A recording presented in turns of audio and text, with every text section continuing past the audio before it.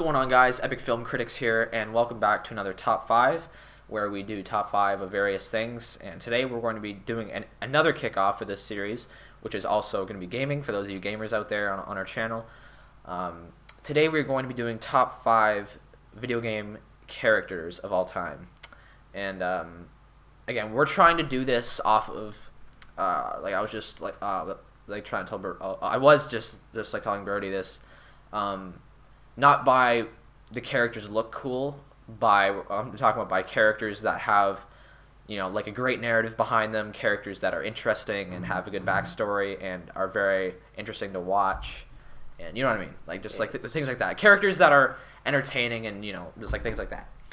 So we're going to be starting off with number 5. Nathan Drake from Uncharted. Okay, Uncharted is, in my opinion, one of the best series that there are, and definitely the best PS3 exclusive series. Like, definitely. And Nathan Drake is obviously the protagonist, and he's very awesome. I mean, like, he has, I mean, especially in Uncharted 3, he has quite a bit of backstory behind him, and there's a lot of character development and stuff like that. He's just very, very, I mean, again, the Uncharted games are a lot of fun. It's just a lot of like great narrative, like great plot, lots of great dialogue and monologue and all that kind of stuff. It's just really, really awesome. Number 4. Vito Corleone, Corleone. Sorry. Corleone. Vito Scaletta. Yeah. Oh God, Jacob's gonna kill us. He's like one of our subscribers. He's like a mob like fanatic and shit like that. He's gonna, oh God, Vito Corleone. Oh dear, Vito Scaletta from Mafia 2. Yeah. The main protagonist of Mafia 2. Again, there's lots of really awesome backstory behind him, and I love his like backstory. Like, I love games that can tell. Oh, Jesus, there's a lot of games. I mean, like, the problem with a lot of games these days is they try to tell backstory, but you don't give a shit because it's not like an interesting backstory. You know what I mean? Yeah. Like they can tell you a backstory. Like, this guy's from, he was born here. This happened to him, and this happened to him, and then this is where he is now. Like, you don't give two fucks. I love games that tell a really fascinating, entertaining backstory for whoever like character you're talking about. Like Vito. Like, I love Vito's story. Like, I love how he explains how him and Joe met, and he went to prison. Like, he was in the war. He got wounded like in the war. Just like all that kind of stuff. I mean, like just things like that. I mean, like, even those small details can make a game very, very awesome. Can make like a narrative very awesome. So Vito Scaletta, very, very awesome, interesting character who I love playing, and I love Mafia 2.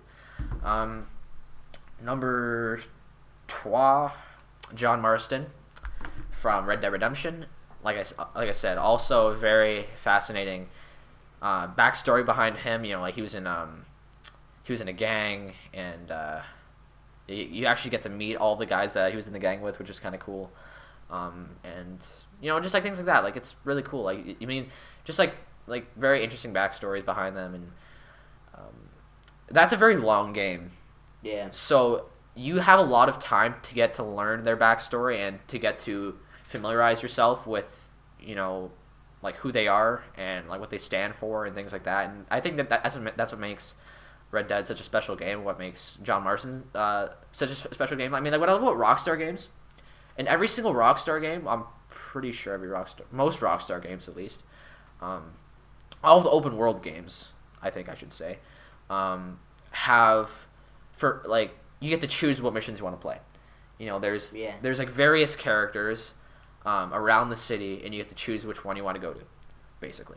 So for Red Dead's like Red Dead's example, for that sake, you could either go and do a mission for Seth, or you can go and do a mission for that Marshall. For the Marshal, yeah. And you get to choose. I mean, that may not seem like that big of a deal, but I really love that because you get to if you're more interested in a certain character and you're like, oh, like, what's like he doing today? Like what kind of like mission does he have for me? if you're interested in that character and what story he will bring kind of like up on you, then you can go and do a mission for him because you're more interested in him. And if you don't like a certain character, then you can hold off on doing like a mission for him for as long as you possibly can. Yeah. Like that's what I did with that Mexican guy, like in like the Mexican like The general, revolutionary guy. like the revolution. No, the like the general. Oh yeah, yeah. I know. I can't think of his name off the top of my head, but I hated him and I did not find his missions at all interesting, except that one mission where he had to burn down the camp or whatever. Like that was kind of cool, but I'm not at all saying that burning down camps is cool, but just saying Quite fun. that mission was pretty fun though. I have to admit. But yeah, John Marston, awesome character. Red Dead, very awesome game. Number 2, Ezio Auditore. De Firenze. Ezio Auditore, De Firenze. All right. Assassin's Creed is the best series. Is the best series of games. I love Ezio. All right, now I'm gonna just go through real quick the characters in Assassin's Creed games. There's one, there's Altair, very cool, and they kind of get into his backstory and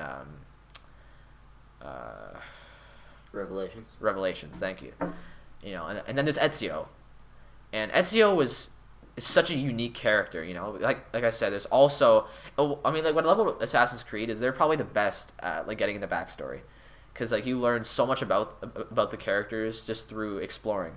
Yeah. They encourage you to explore. Especially for players like me who love to learn about backstory and about things that influence characters to do what they do. They encourage you to explore to find things that, especially in Assassin's Creed, if you find like a journal or something, there'll be like a letter there talking about your childhood or something. Yeah. You know what I mean? Like shit like that. Like that stuff influences me to go and actually explore for stuff like that. So that's really, really cool. And again, with Ezio, he had a really neat backstory, and he was such a fun character, such a unique character. I loved the idea of Assassin's Creed being in Italy. Yeah. Assassin's Creed for me always has the greatest openings. Such strong like music and dialogue, like just stuff like that. Like they always have the best like openings to a game. And that's really important because if the opening's bad, you're probably not gonna like want to keep playing. Yeah. Especially in Assassin's Creed 2 with Ezio. You and your brother like climb the top of the tower, and then the big like title sequence, and it plays the really like badass music, and then you jump off the tower. That stuff's really fucking cool to me. It kind of like sets up what you're eventually gonna be doing. It's really, really cool. So yeah, Ezio Auditore, he was awesome. He was definitely the best assassin in the Assassin's Creed series by far. Maybe. What?